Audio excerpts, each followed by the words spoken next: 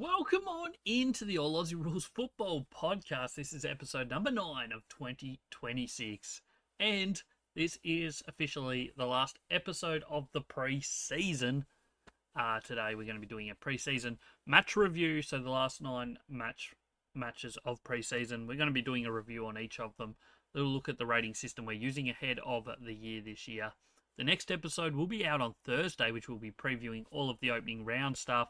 Officially, football is back this weekend, so that's what we're getting ready for. But today is all about the pre-season match review. If you're new around here, don't forget to hit that subscribe or follow button, depending on what platform you're on. Spotify, Apple Podcasts, or YouTube is where this goes live twice every single week, Mondays and Thursdays. Sorry, not Monday to Thursday. Monday and Thursday every week for most of the rest of the year, all the way through until like October-ish. We have 2 episodes every week. And even beyond that, we keep going because AFLW will be in full swing.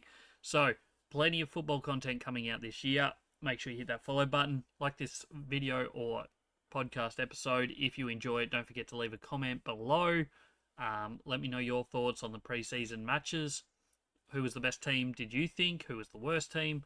Any outrageous claims you have for the season ahead, feel free to let me know. As I said, on Thursday will be our next episode, which will be our preview of all the upcoming round.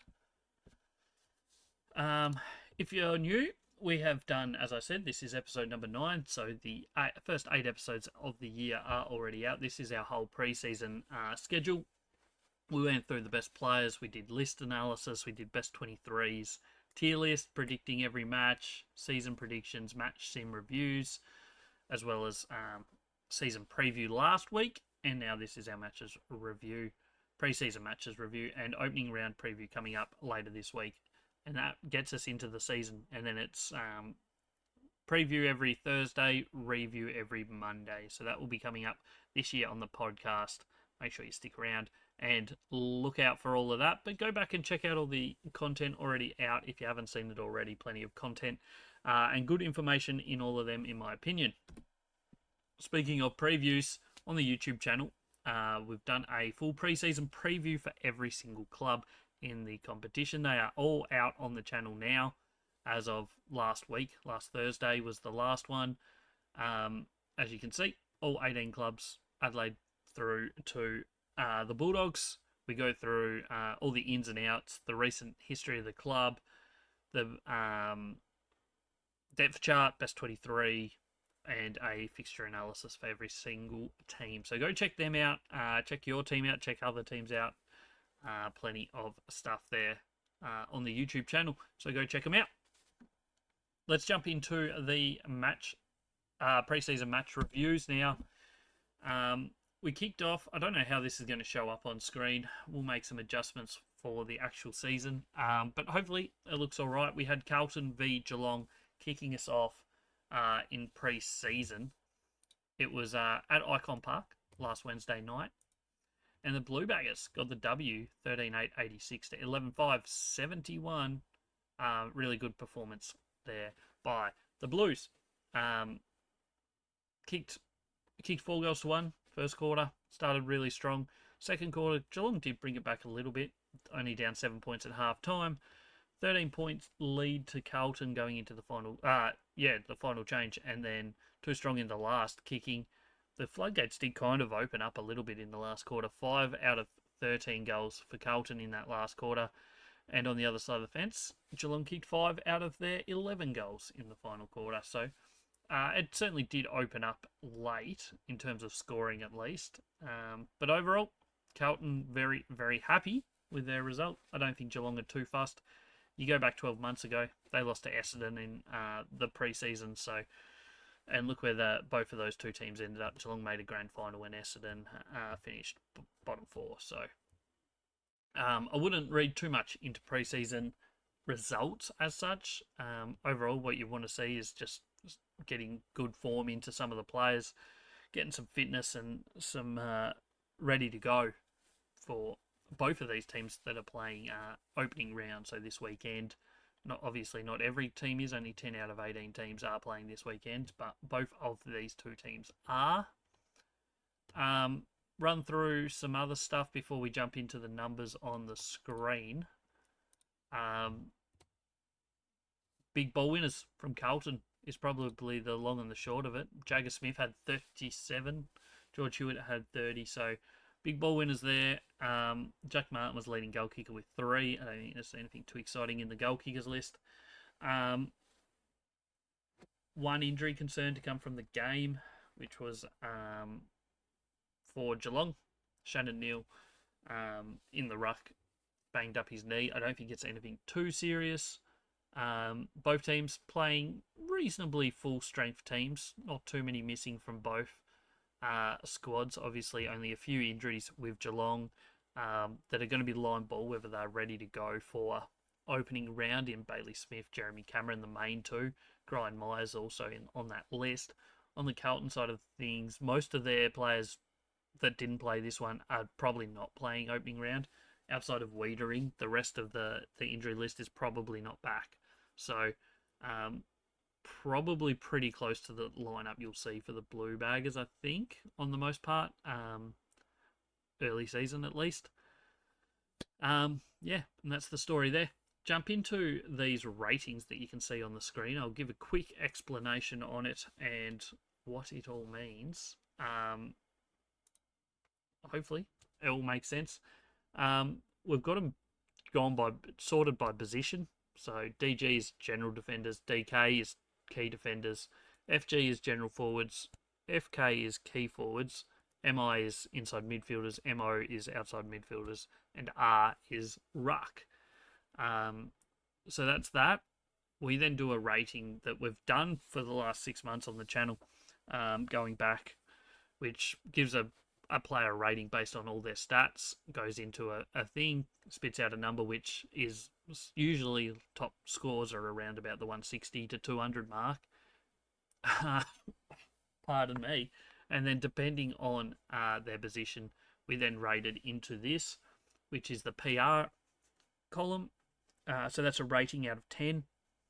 10 being perfect or as good as we get.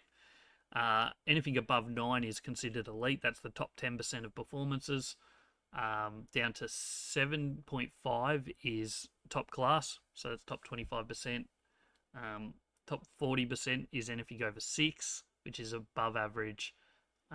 Anything from 4 to 6 is average. And then anything below 4 is considered below average. You can't take too much into these numbers on a lot of players. They're playing different roles, different minutes, different sort of things they're trying to get out of these games than a regular season. So this is more so just a little snippet at how it all works.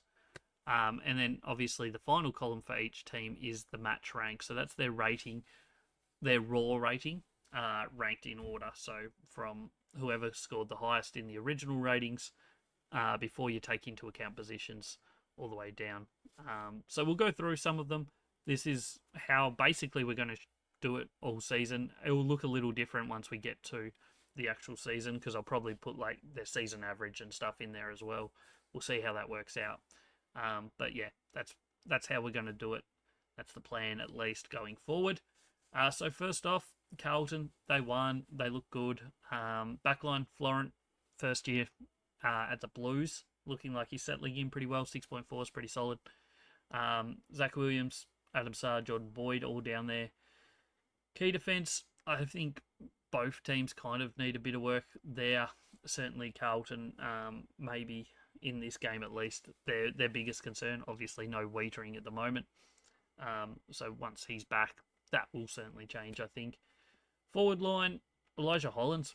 Both Hollands boys actually played pretty well. Elijah in the general forward role and Ollie Hollands as an outside midfielder were really strong. Ben Ainsworth, probably not as good as he was the week before against Brisbane, but still pretty good. Will Hayward was pretty quiet, but once again, I wouldn't read too much into that. Key forwards, Kemp, Mackay, solid without being anything outstanding. Midfield, Carlton midfield dominated. Sam Walsh got a 9.2. which is pretty massive for an inside mid at this time of the year. We'll see if there's probably a few others that scored similarly high that we'll get through in other matches, but he was really outstanding. Paddy Cripps, 8.1. George Hewitt, who had 30 touches, as we said, 7.9. Jagger Smith also hasn't played an AFL game yet, but a 7.9 is huge from a first-year player, so watch him to get some big numbers this year. Cooper Lord got some midfield minutes as well. Outside midfielders were both pretty solid, but Ollie Hollands especially for Carlton was good. And the double ruck of Pitane and Reedy. Pitane was the better of the two, once again. He was the best ruckman on the ground. Obviously, Geelong kind of played a 3.5 person ruck combination. So it's hard to score massively when you've got that many players playing in that one role. But overall, I think Carlton's rucks were probably the best two on the ground. On the Geelong side of fence, Lawson Humphries, in his first hit out for Geelong, obviously he played in Origin, was really good. The rest of the general defenders all played kind of a role. Tom Stewart just working into his season, I wouldn't read too much into that. Number of 3.6 is certainly going to be averaging a lot higher than that once the season starts. Key defence, Jack Henry, Connor O'Sullivan was solid. General forwards, Jack Martin kicked 3 goals, was good. Sean Manor, a bit below what we expect from him, but once again, pre-season. Key forwards, obviously no Cameron is the big one there, and Shannon Neal got injured pretty early, so 1.6 we completely ignore. Ollie Henry and Polkinghorne, not as good as they were last week against Hawthorn, but is there room for both of them in the Geelong lineup? I don't know, we'll see. A fully fit Geelong, maybe not. Because I think a fully fit Geelong would have Cameron and Shannon Neal. I don't know if you can play Polkinghorne and Henry as well. They've probably broken even across both games. But first game, they were pretty close, but both very good. I think they kicked 4 goals each this time. Once again, rating not too dissimilar. So splitting them at the moment might be difficult. Tom Atkins, really good in the midfield. Big step above everyone else in the Geelong midfield in this game. But once again, does the rating matter so much? Not really. Warple, Max Holmes, just getting a run. George Stevens, we'll see how he plays over the next few weeks, if he does get a gig in their best 23 or not. Tanner Bruin had plenty of it, rotated between inside mid and general defender. His rating not fantastic. His ball use not sensational, but that is how it is. And then the 2 wingers kind of not massive games. Ollie Dempsey certainly looked better last week against Hawthorn than he did this week against the Blues. Final thoughts. Carlton, they're flying at the moment. They've had a really good pre-season. We don't overread into pre-season, so does it mean much going into for the actual season? Probably not, other than confidence, which is something they really struggled with early last season, was confidence. You got to remember, opening round, they were 40 points up against Richmond last year, and then they threw it away, and their confidence just was gone. So it'll be important for them. Obviously, they're starting this year with opening round against Sydney. It'll be very important for them to put up a good fight in that game. Can they beat Sydney? I think they can. I don't know if they will, but it should be a cracking game, in all honesty. Geelong, it's a run for them. It's fitness in the legs. It's what they kind of do. We saw this last year, as I said before. They lost to Essendon in a preseason game. Their focus is on opening round, not on who wins a preseason game. Would they like to have won it? I'm sure, but they're not going to be fussed about the fact that they didn't, I don't believe. Next game up was Sydney GWS. This one was on Thursday afternoon and ended up being an absolute downpour, especially in the second half. She was floodgates in that second half, certainly late. Some of the scenes of players travelling home and the GWS locker room flooded just show how much of a downpour it was. Sydney kind of controlled this from early. They kicked the first couple. They looked pretty good throughout the first quarter. Second quarter, GWS had a bit of a fight back. They kicked 4 in a row, I think, at one point. But overall, Sydney just looked the stronger team. They were up by 27 points up in the third quarter and even a slightly ahead of that by the end of the game, 14-13, 97, 8-11, 59. Yeah, solid hit out for Sydney, who have had a good preseason. Obviously, Giants are missing a lot of players at the moment, and a lot of players that won't be back for early season. Certainly not opening round, but a lot longer than that as well for some of them. So they're going to be blooding a lot of different players. They're going to be using players in different positions than perhaps they have been using them. So we'll see how that shapes up. But Sydney, they're all systems go. They had some really good numbers here. Nick Blakey, he's looking outstanding early season, so keep an eye on him. He had a fantastic 2025. 2026 is looking just as good so far. Dane Rampy, really good game. Callum Mills, solid. Wicks was okay. Bice, okay. Key defender-wise, it's probably still their big issue, I think. Tom McCartan was okay in this, as was Lewis Melican. But that key defence role is probably their biggest weakness at the moment.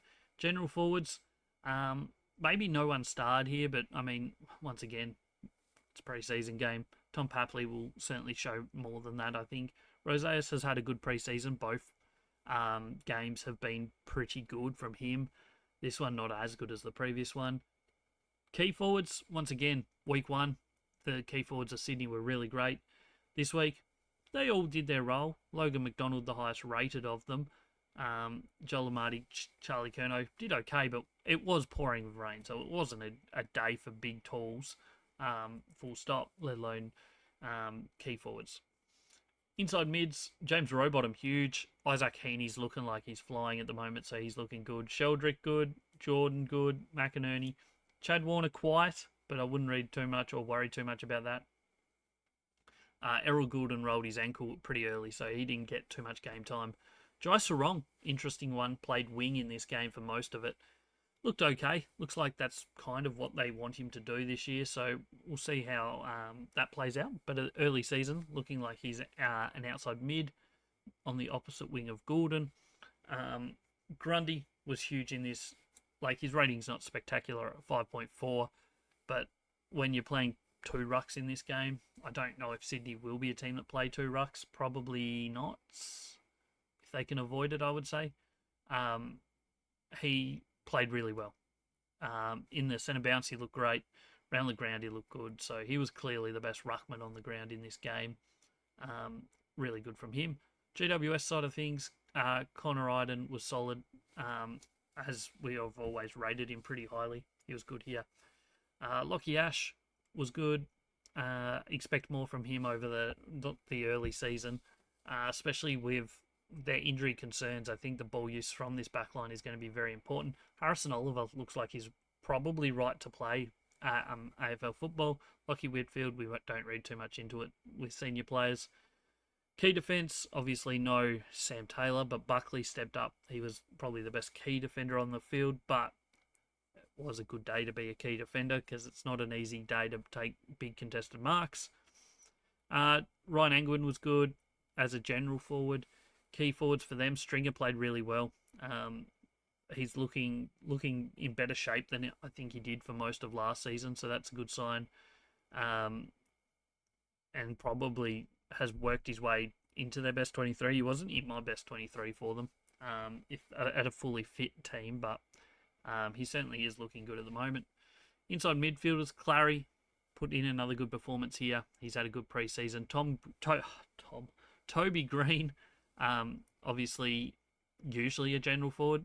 They've put him back into the midfield like he kind of started his AFL career, and he looked good.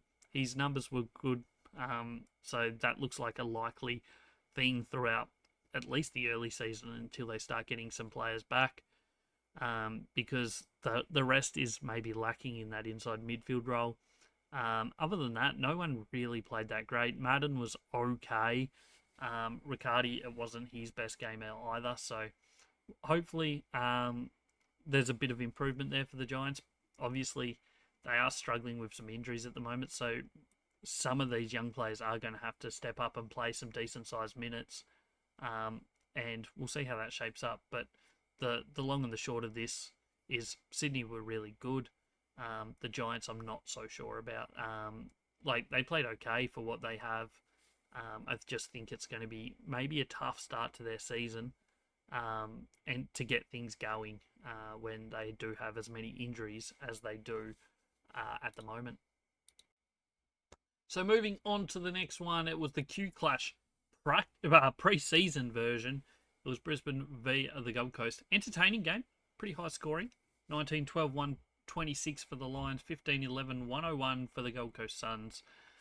It certainly was a good game, in my opinion. We learnt a little bit, certainly on rolls, I think. And it's going to be interesting, certainly on the Brisbane side of things, because they are pretty stacked at the moment. But we also saw some good signs from some young Gold Coast players to keep an eye on this season. Some of them we already knew about and had some high hopes for, but certainly looks even better. This game, pretty close first half. In fact, it was 1 point in it at half time, thanks to a late Levi Ashcroft goal in the second quarter. But Brisbane just were the much better team. Certainly late in that last quarter, I think they kicked the first 4 or 5 goals of the final quarter to blow it away a little bit. Overall, I think both teams take quite a bit out of this game. And yeah, that's basically the long and the short of the actual result. Looking at players and who was the best and who we take note of from here. Big Bruce played a really good game as a general defender. Obviously, played a fair bit of wing time in his career.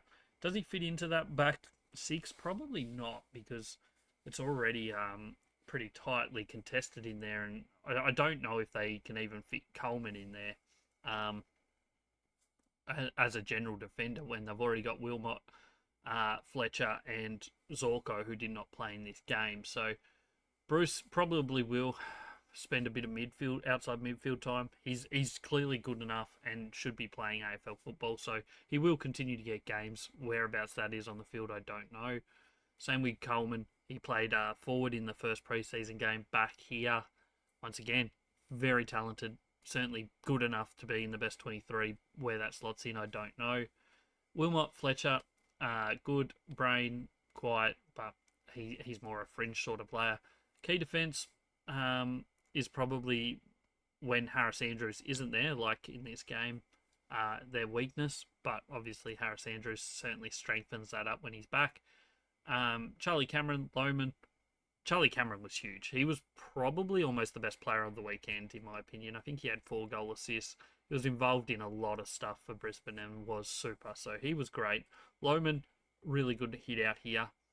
He's looking like he's fit and ready to go. Lincoln McCarthy, looks potentially like he's back into some form, so he looks like he could get some games. Connor McKenna, not as good as he was the week before, but still solid enough in terms of tools. Logan Morris is flying, he's ready to go. Ty Gallup certainly looks good enough. The other two are probably fringe sort of players at a fully fit Brisbane team, in McLaughlin and Lloyd. Lockie Neal, huge, he's flying, ready to go. Zach Bailey played more inside mid than usual. I don't think that's something that we'll see too much of, just due to the fact that they do have a lot of good inside mids that also want time in the inside mid. But maybe Zach Bailey, with some more performances like that, will start to get that time. Dunkley, McCluggage, Will Ashcroft, certainly wouldn't read too much into some of those numbers, but certainly the Will Ashcroft one I wouldn't worry about. We know what he can do when the game matters, and he was good in the previous week. Levi Ashcroft, really good numbers from him. Jared Berry, Sam Marshall. Marshall's probably more that fringe sort of player at the moment still. We'll see if he gets game time. And then their ruck situation, obviously no Draper at the moment. No, who retired? Oscar McInerney. So ZZ, as they called him in the call all day, Zane Zakostelski, was good. His numbers were pretty solid. I mean, he outscored Jared Witts. I think overall he did pretty well. Cody Curtin, I don't think we'll see too much of him, certainly early season, but we'll see how that plays out.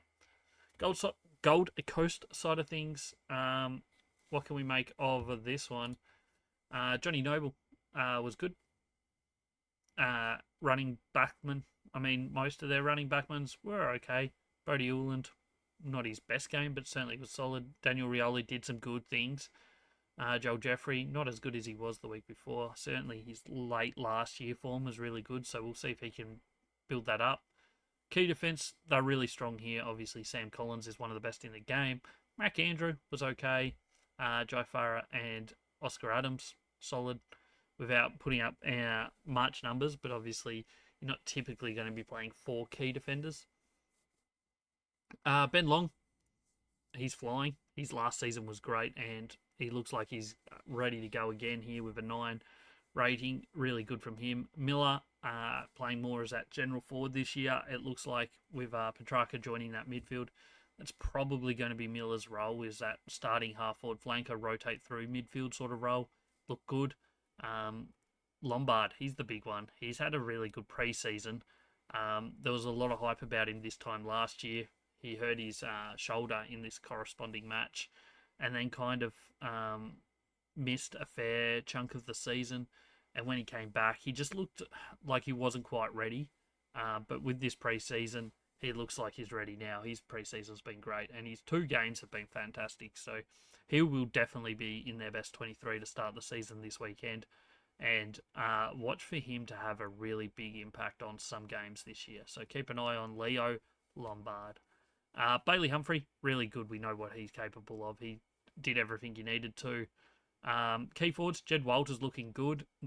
Jamari Ugle-Hagen's still an issue. Is he in their best 23 or not?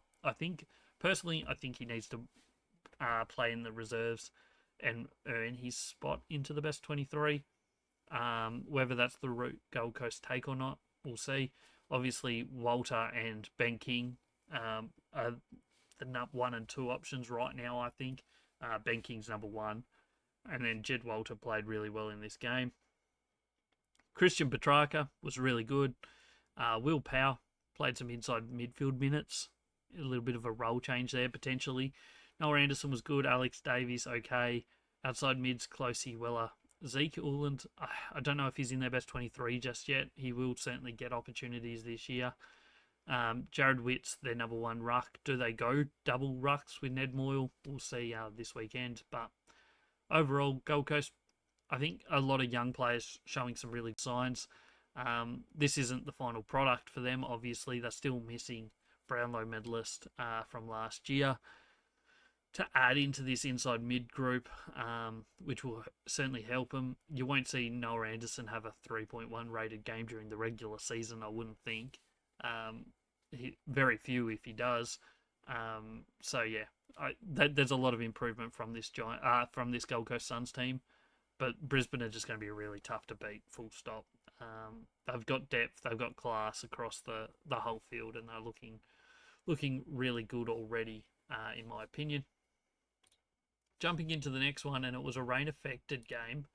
It was Melbourne-Richmond. We only got 2.5 quarters. They went off for a thunder strike early in the first after about 2 minutes of play. Got back out there. They got into the third quarter. They were about 7 minutes into that third quarter, and then more thunder brought an end to the match a bit prematurely, but 78-43 is the final score for Melbourne winning it. Worth noting, these adjusted ratings, the PRs, have been adjusted for the game time that there was in the match. So they are slightly overinflated for some players. That's just the way it is. That's the best we can do with what we've got. Obviously, this isn't a real game that counts towards their real ratings, so it's not too big of a concern. It's just more so a factor that you can look at as you judge the preseason matches, I guess. Melbourne, though, they'll be happy with their preseason. They've looked good in both games. They looked really good against Kangaroos, and they did some really good things here. Most of the damage was done late in the first quarter when they kicked, I think, 4 or 5 goals in about 5 minutes, which was really impressive. And yeah, they kind of did what they needed to. Richmond, I don't think will be too disappointed going through the ratings here. Jaff, really good ball user out of their backline here, which maybe he'll slot in nicely. He did have a couple games like that last year for Hawthorn, which concerns me because he follows them up with some stinkers. but his numbers here looked really good. So hopefully he can find some consistency this year, and he'll be a massive recruit for this Melbourne team if he can perform at that sort of level on a consistent basis. Salem, Howes, you know what you're going to get from them. Their key defence, obviously there's been the story break over yesterday or today, whatever day I'm recording this. Stephen May is out, retired, so their key defence has changed a little bit.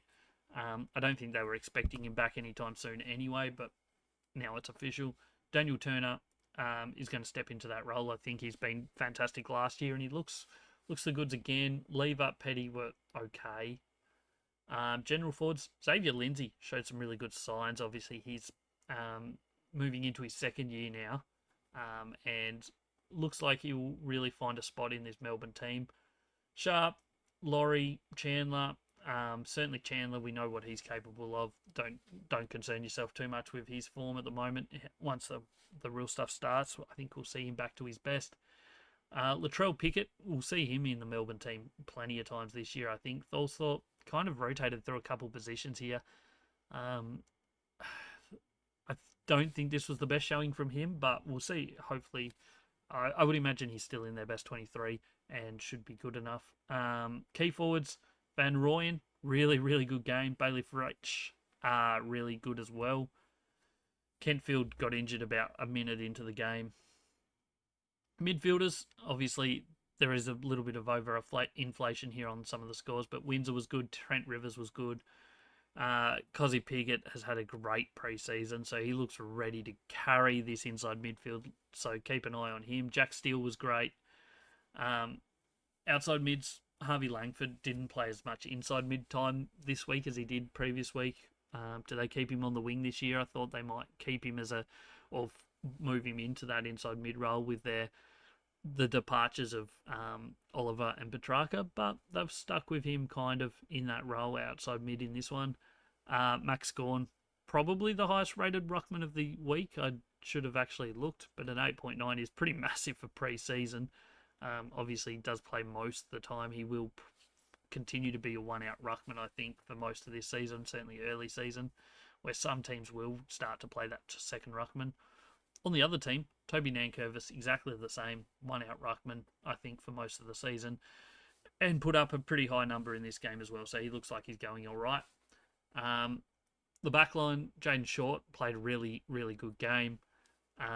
Outside of that, in the backline, I don't think either the smalls or talls did too much great for Richmond here. Forward line, McCauley did good. Rioli was really solid as a deep forward in this one. The rest of the general forwards, okay, without lighting much up. Tom Lynch, probably his best game we've seen in probably 2 years, I'd say, just about. He's going to be important for this young Richmond forward line. There's no doubt about it. Is he past his best? Yeah, but for his involvement is twofold: teaching these young players the craft, but also being a target and taking the best defender from the other team, which allows the younger, less experienced forwards to have a little bit of an easier time and maybe cut their teeth a bit there. So Tom Lynch is going to be very important to them this year. Hopper was solid. Lawler, good. He was really good the week before. Good again here. So he's had a good pre-season. I think we're going to see an improvement from him across the year. Obviously, we only got 11 games out of him last year. Taranto, going through the motions here. Cumming is injured, I believe, for the first month or so of football. Outside wingers, Sam Banks was really solid in this. Hugo Ralphsmith was good. And yeah, that's basically this game. Melbourne, they're playing some good football. They'll be happy with their pre-season. Richmond, they've still got a little bit to go to catch up to everyone else. I reckon they need another season in them. I don't think this is the year they bounce up the ladder. Looks like Melbourne might still be ahead of Richmond. I know it's pre-season. Results don't mean too much, but Melbourne have shown some really good signs here. Probably better signs than most people expected from the Demons this year. So we'll see how that plays out as we continue on. Next, we will jump into the Doggies and Hawthorn game at Whitten Oval on Saturday night, I think it was. Saturday night, Friday night, whatever night of the week it was. All the nights kind of melted into one in the end. But the Bulldogs were probably the best looking team on the weekend. Is this the right time to be peaking in a season? Probably not. Hopefully, this isn't them peaking though. But they looked fantastic across the board. They had some really good performances in this game. On the other side of the fence, Hawthorn, they've got room for improvement. This isn't their final product. Once again, preseason matches don't mean a whole hell of a lot, but the Doggies certainly looked good in this game. Their first quarter, both teams were reasonably close. There was only 9 points in it, but that second quarter, the Doggies kicked away 7-2. And then it kind of continued on. Ended up being 18-11. So reasonably comfortable win, 44 points in favour of the Dogs here. And they had some really, really good performances. Backline wise, obviously the big one was Karmas. He was outstanding, highest rated key defender of the weekend. His best ever performance we've seen from him as a key defender. Obviously not an official rating, but really, really good from him. Rory Lobb was solid as well. And even like Connor Butterick as that running defender, solid here as well. So Bulldogs backline did good. Their forward line was outstanding. Arthur Jones kicked 3, I think. Was very important in a lot of good-looking possessions for the Bulldogs. So that's a really good sign. His few opportunities last year, we didn't see much from him. So I think this is a good step in the right direction for him. Joel Frazier obviously rotates through midfield, but it seems with the amount of midfield depth they have that there might not be a heap of midfield time for him. So he's just got to keep biding his time, but he looks solid. Sam Davidson played forward. Didn't see great stuff from him, but we'll see how that plays out. There's obviously a couple forwards to come into this team. Key forward-wise, Norton and Croft were both great. No Sam Darcy here. Maybe those three play together. We'll see if they work together. Obviously, we know Norton and Sam Darcy work really well together. They had some great success late last season. Midfielders, all of them played well. Libba was outstanding. Bontempelli, he's putting miles on the leg and still on the legs. Still look great. Richards really solid. Matthew Kennedy was good. Outside midfielders, Oscar Baker was good. Riley Sanders was probably just about best on ground, maybe second best at 3/4 time. Got injured with concussion, so he'll miss opening round, unfortunately for him. He was looking really good though, so keep an eye on him to return in round 1. And then Tim English was outstanding as well. I think on the visual look of it, he was probably the number 1 ruckman of the weekend. He was outstanding. We did rate him as the second highest rating ruckman last season from our rating system. And he showed why in this game. He was outstanding. He was involved in a lot. He's really good in hitouts, but he also gets involved with handball chains and kick chains, and they don't mind using him, even though they do have gun midfielders around him. So he was really good. Hawthorn side of things, Scrimshaw plays that smaller general defender these days. Did solid at it. Sicily, he similar sort of story. I think he played on Sam Davidson from memory, so he was solid in that role. Impey, Hardwick, McDonald, not massive numbers. Key defence wise, Battle was okay. Obviously they're missing a couple key defenders there. General forwards, Nick Watson, he's looking like he's in for a big season. Every time he goes near the ball, he just makes something happen. So I still thought that maybe we'd see a little bit more inside midfield time from him here. Maybe they're going to build that into him as the season goes, but we'll see how that plays out. Ginnivan in his first hit out was okay. Moore was okay. Key forwards, Gunston, solid. Chol, Lewis, and Schubert all kind of struggled. Schubert only came on in that last quarter, but Chol and Lewis maybe need to see a little bit more from them. Jai Newcomb was good. He has been suspended for 1 week, but they are going to challenge it. We'll see how that plays out, but he was by far their best midfielder. McDonald was nowhere near as big as he was the week before. Ward, Nash, McKenzie, all kind of similar numbers. Weddle. D'Ambrosio still sort of struggling to put up big numbers. Lloyd Meek, I think, will be pretty disappointed with how his season started in the ruck. They only played the one main ruck this week, whereas last week they played two. And I genuinely thought Hawthorn would be a team that do play two rucks this year.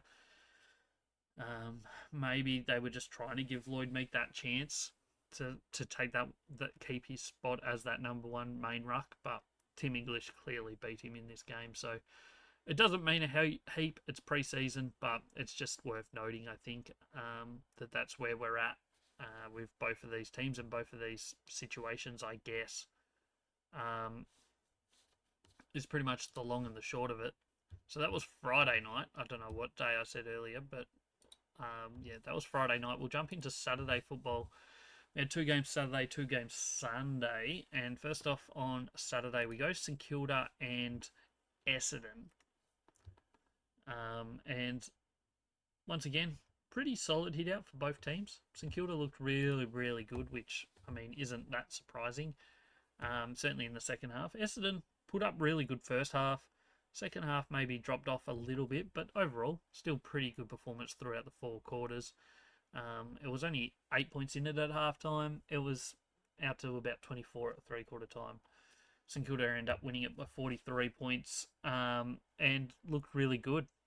Windhager went back, played that general defender role, which has been kind of pointed at a little bit recently. I still thought that they might try and put Flanders in that role and keep Windhager in the middle, but they've gone with this role at the moment, and it looks like it's working. So pretty solid start there with Windhager looking good. Sinclair, he looks like he's ready to go this season. Giroux, solid. I've mucked up some of those letters because obviously Cooper Sharman is a key forward, did play as a key forward, so I've mucked that one up. I'll have to fix that up in post-production. But he was okay. Cal Wilkie, he'll build into the season. Wouldn't be too concerned about his numbers in a preseason game. Liam Ryan looked really good. Jack Higgins is going well again. Mitch Owens, really good game as he did a little bit of ruck work, I think, but mainly as a key forward was solid. Wangani Malira, there's no stopping him at the moment. Teams are going to have to put a lot of time into figuring out a way to stop him because he's so important in this St Kilda team. Flanders didn't look as good as last week, but I wouldn't be too concerned. McRae was solid. And then the double ruck of DeConing Marshall. DeConing playing about 68 to 70% ruck time. Marshall the rest of the time, so about 30% ruck time. Looks like the way that they're going to go with this combination at early season. Will that work? We'll see. Marshall as a forward, they obviously like. He did pretty well last week as that role. So, yeah, this St Kilda team, it's going to go through some teething issues as they find their best roles for everyone. But it's looking like it's shaping up quite well. 17 goals in a preseason game. It's nothing to be sneezed at, even if it is against a team that did lose their last 13 games of last year. Speaking of the Bombers, backline looked solid. It wasn't great. Their general defenders at least looked pretty good. I think their key defenders are still struggling a bit. Jack Reed, Ben Mackay. In this one, he still looks like he's dropped off a long way from where he was in 2024. But overall, I think the smaller side of things for the general defenders all kind of played their role and looked pretty decent. General forwards, Dyson Sharp looked good. El Akhtar had another really good hit out. He looks like he's going to be a good addition to this team. Archie Perkins played this week. He didn't play last week. Didn't see a heap to fulfill me with confidence that he's in their best 23, but we'll see. In terms of tools, Cole Langford was their best by far. Peter Wright was okay at times. Nate Caddy, not sensational, but I still think we'll see a career best year from him this year. Inside mids, Zach Merritt. No one put up big numbers here. They did lose the midfield battle. I don't think there's any arguments there. But Zach Merritt, Roberts, Caldwell, Durham, all are good players. I think we'll see better from them. And then on the wing, Fiorini was solid enough. And Blackiston played as a ruckman.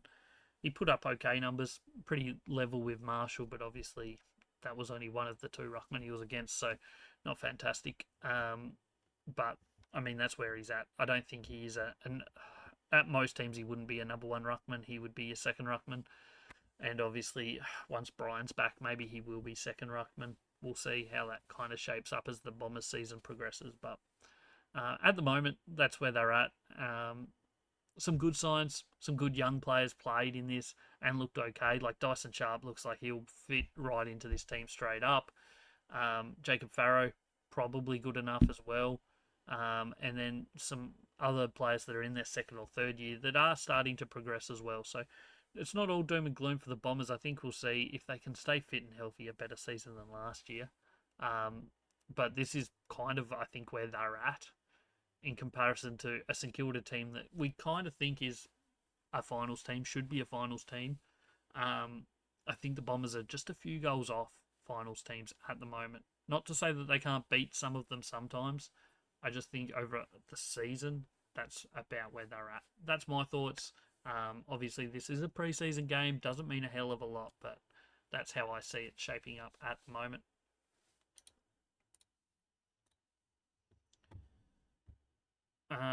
That night, so Saturday night, we had Fremantle v the Crows, and this was an interesting game. It was a bit of a breeze to one end, and it kind of rotated who was leading this match a couple times. Adelaide led at quarter time, 28-19. Then by half time, it was completely flipped, 43-32 in favour of the Dockers. Which, if you take notice, basically half the score of the full time. So kind of just did the exact same again. 3/4 time, Adelaide were up by 6 points, 58-52. They kicked the first of the last through Braden Cook, and it looked like maybe they would hold on. But a bit of a rampage goal-wise from Fremantle, kicking the remaining 5 goals of the match to walk away 16-point winners. Adelaide missed a few opportunities in that last quarter, and yeah, doesn't mean a heap, but at the same time, I think Fremantle will be pretty happy to walk away as the winners of this one, even if it is just a practice game. Overall, I think we had probably the best key forward performance of the weekend through Josh Tracy. I think he kicked 5 or 6. There was another player on Sunday, I think, that also kicked 6 off the top of my head. I can't think of who it is, but it was really good. But Josh Tracy was probably the highlight of at least the forward line for Fremantle. Backline looked solid. Clark, Chapman. Is Judd McPhee in their best starting 6 backline? I'm not sure. They brought him across, obviously, from Melbourne. He will probably find his opportunities at times if he can take them. Murphy Reid had 30 touches. As a general forward, was outstanding, pushing up the ground and getting plenty of it. He showed that he's going to be really good and important for this Dockers team this year. Key forwards, Amiss and Voss, once again, pretty solid, looked better. Amiss looks like he's back into somewhat close to his best form at the moment, so that's a good sign. Midfield-wise, Sarong and Brayshaw pretty quiet, but they didn't need a heap from them. Hayden Young's putting kilometres into the legs after missing a fair chunk of last year and looks solid. Outside midfielders, Neil Erasmus. Keep an eye on him. He looks like he's ready to go this season. Luke Jackson as a ruck midfield sort of player was good. Mason Cox was probably their main ruck at a lot of times. His tap work was pretty solid. I think that's kind of his role. Is that where they have him? Is he in their best 23? Possibly, by the looks of this. Depends what sort of role they have for Luke Jackson. And this ever-growing inside midfield crew that's currently at Youngs, Bolton, Sarong, Brayshaw, Matthew Johnson, and maybe even Murphy Reid pushing into that at times. So, yeah, it's going to be interesting how this Fremantle team lines up in 2026. Other side of the fence to the Crows. Laird looks looks like he's going well. Malira also played a good game here. Key defence, Worrell, he's an absolute gun. He's my pick for All Australia, first time All Australian this year. He's going to be great. Forwards, Luke Pedler did well. Fogarty was solid. Taylor Walker okay. Mitchell Marsh, outside of one terrible set shot, was solid. Midfielders, putting Kays in the legs. Dawson was good. Rochelle and Keys obviously getting more inside mid time than perhaps they normally would. I mean, Rochelle probably is going to get maybe 40% inside midfield time this year. Maybe him and Rankin split it. We'll see how that shapes up. I think their midfield crew will look a lot different in their best 23 in a few weeks' time if they can stay fit. Outside mids were okay. Lachlan McAndrew clearly is their number one option for ruck at the moment, and it looks like they want to play two rucks with Toby Murray as that secondary ruck. So maybe a slightly different strategy than what most other teams are going with the ruck, but we'll see how that shapes up once the season starts. This was a good hit out for them over in the West. Obviously missing quite a lot of players. No Thilthorpe in this one. He didn't show up. When I say he didn't show up, he didn't go out on the ground.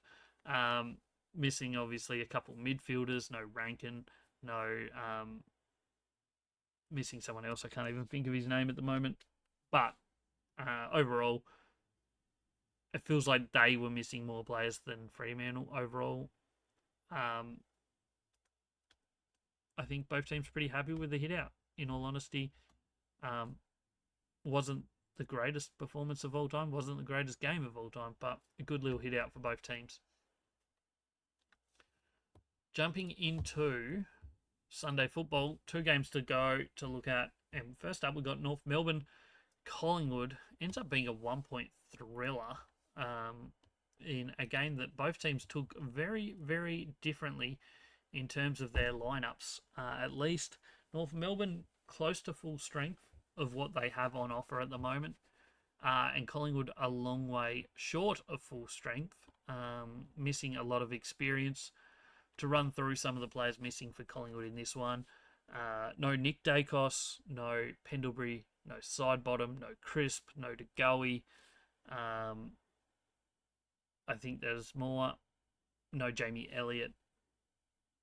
I think that might be. And then obviously the couple injuries in Howe and Moore as well. So quite a lot of their best 23 not out there on the park. Overall, Kangaroos dominated this game in terms of clearances, in terms of inside 50s, in terms of most of the big numbers. North Melbourne absolutely dominated it, but Collingwood kicked straight in front of goal, took their opportunities and nearly won this game. First quarter, Kangaroos kicked with a pretty heavy breeze and just wasted opportunities, kicked 2 goals 7. Collingwood kicked 3-1, including a goal after the siren to level her up at 19 apiece. Collingwood dominated the second quarter. In most stats, but also just in terms of taking opportunities. They kicked a total of 6 goals 2 in the second quarter to kind of make it look like they were running away with it.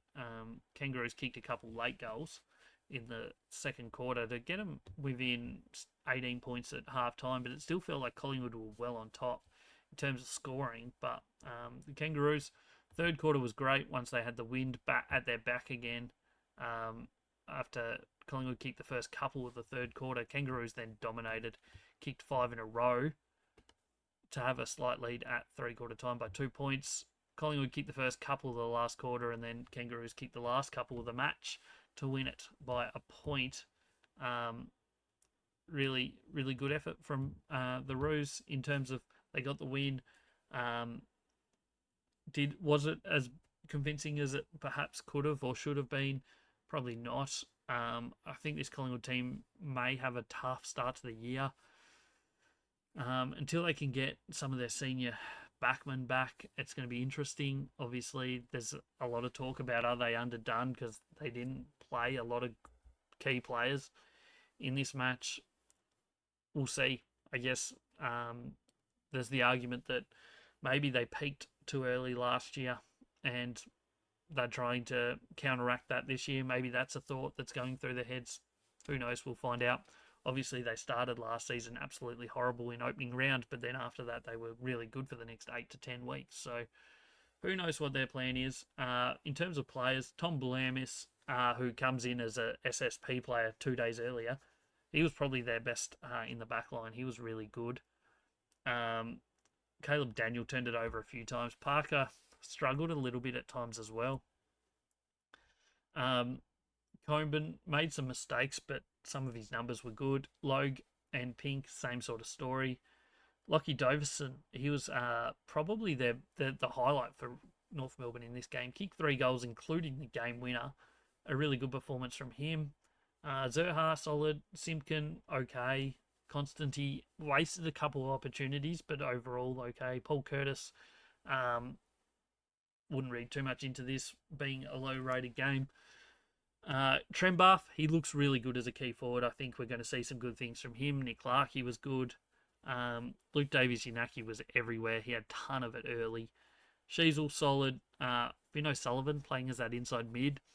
Is that the role for him this year? We'll see. Obviously, they're still missing a couple players like McKercher.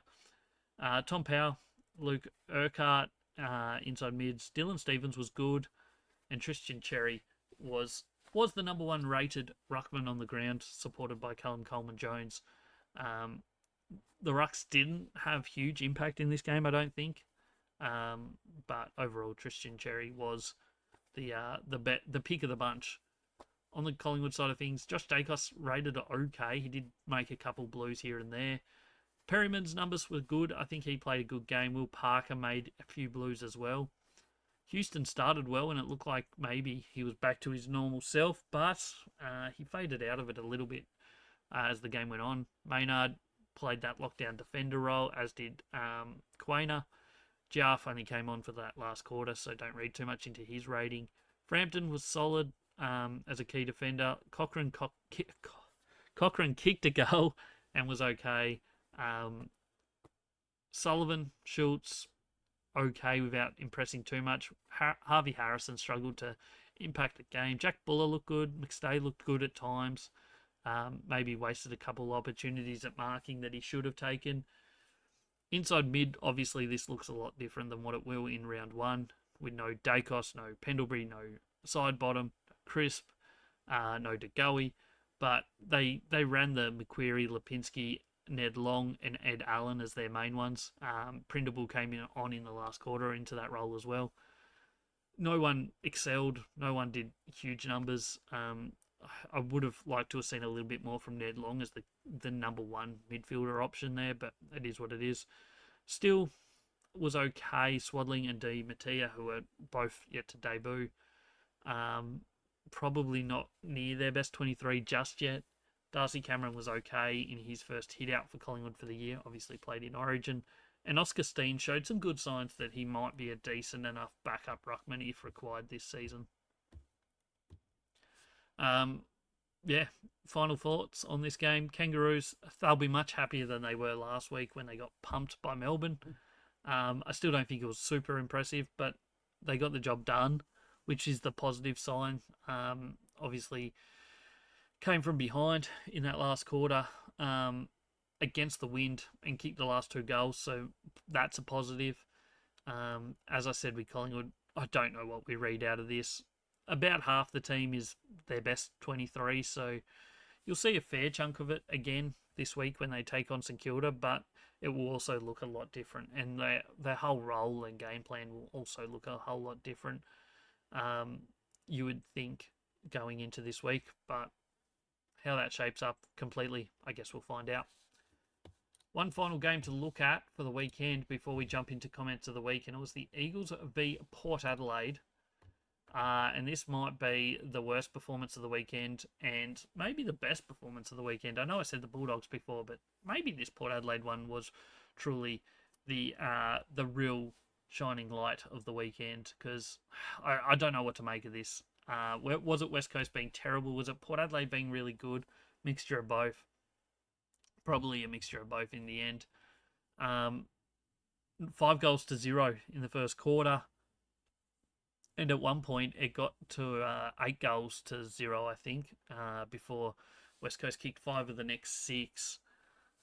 to make it look a little bit better, only down 20 points at half time, even though for most of the first half they'd been absolutely dominated. But then the second half came around and it was even worse. 13 goals to 4 in the second half as Port Adelaide cruised away to a comfortable 73-point win in a pre-season game. Yeah, not good signs for West Coast.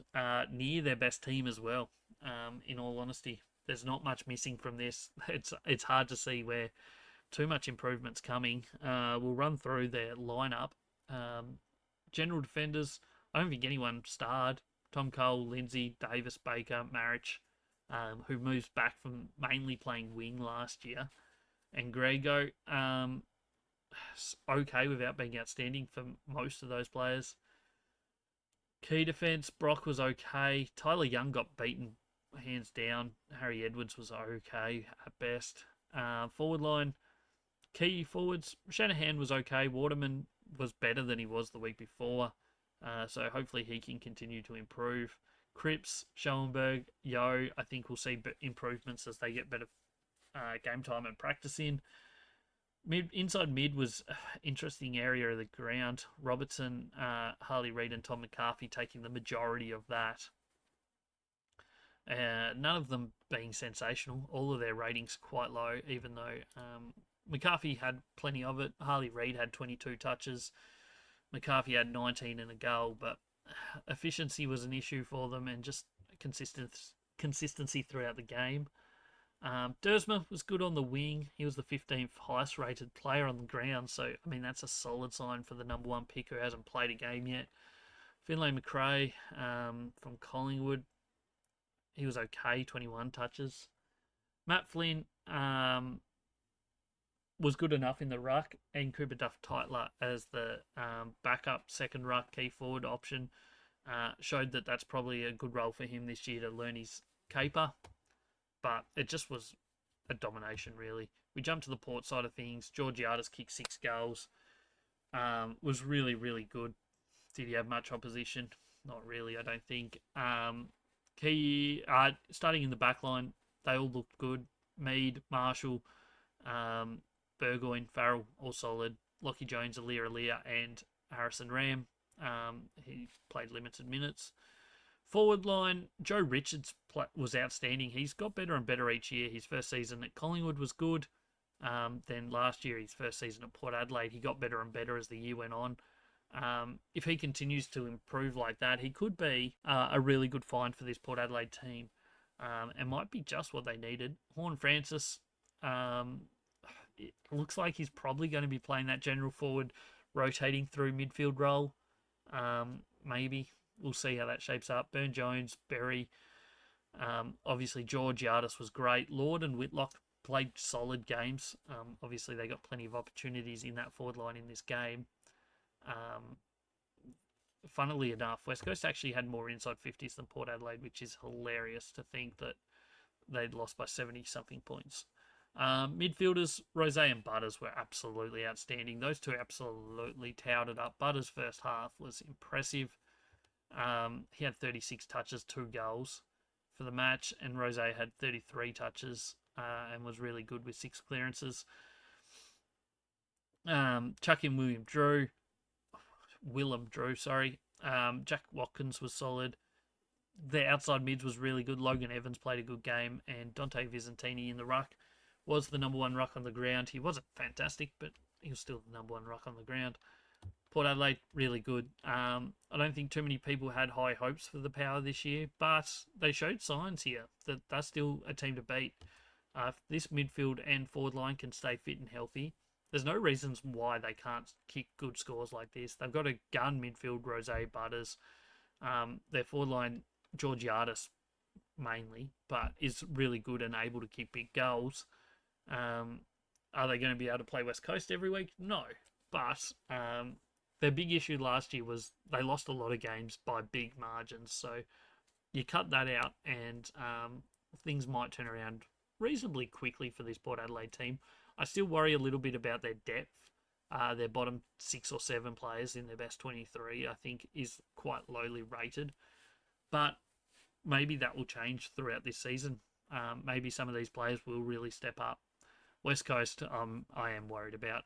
They will win more than one game than they did last year.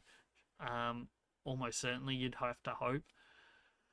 But they're just not looking like they're catching up at any point anytime soon. So it could be another really rough year for West Coast. But it is pre-season. Don't read too much into it. There's much more important stuff happening over the next 2 weeks. So we'll see how they play in their first game in round 1. Final thing for us to look at is the comments of the week. Only a couple comments on our videos this week. First of all, we had Noah on our Sydney Swans 2026 AFL season preview video say McCartan is above average at least. The numbers don't say that. I don't think he's bad. I don't think he's bad by any stretch of the imagination. But his ratings last year were not fantastic. I think what we saw from him last year, he's certainly capable of better. I think we'll probably see him play better this year. That's my hope, at least. Whether that's eventuates or not, I don't know. But yeah, McCann, I think he's capable of above average. His numbers last year don't agree with that, but we'll see. And then our other comment was on our West Coast 2026 season preview from B-Dub 2024. Mylan Murdoch also got recruited yesterday. It's an SSP signing. So after I recorded the video, obviously. An experienced waffle guy who is a hard worker and can play inside mid or small forward. We'll see where he fits in, I guess. Will be hard to fit in considering the 3 SSP picks this year, plus guys like Hall and Baker who can play similar roles. Freddie Rodriguez is still just a kid. Yeah, I mean, as we just mentioned, West Coast, I think they just about are going to give most players a go this year. They have to find out who can cut it and who can't, and that's pretty much where they're at right now.